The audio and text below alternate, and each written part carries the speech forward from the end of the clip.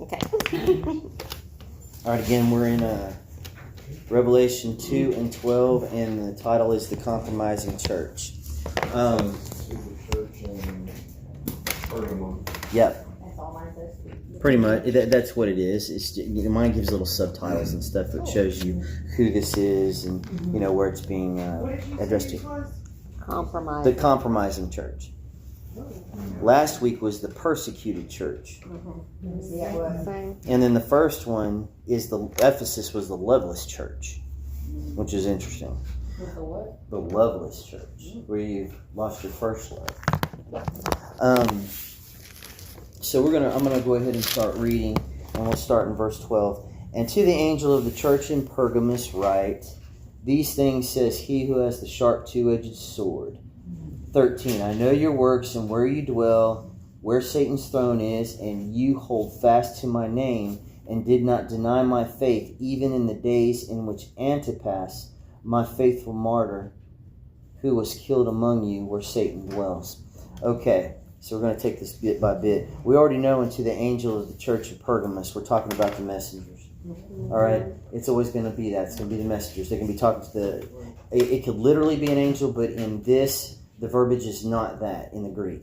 It's literally, they're talking to the pastors of the church, to the people who are running the stuff. All right?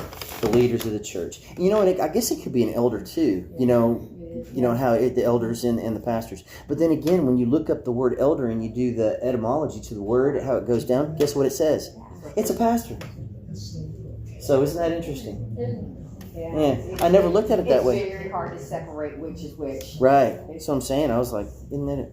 We're the ones that split hairs. They didn't. That's right. They don't. And these things who has the sharp two-edged sword, well, we know that the word of God is sharper than a two-edged sword. And we discussed this before. Why is it considered a two-edged sword? Because it cuts going and coming and back and forth. It doesn't matter which side of the word you get on. It's sharp to separate, muscle from bone and spirit from soul. I mean, it will do the whole 9 yards. And the thing about it, too, is that the sword is for healing also. So if something needs to be lanced, then, that sin nature, that hurt, that thing from the past that's always been haunting you that you can't get by, man, God's got to get in there and do some surgery.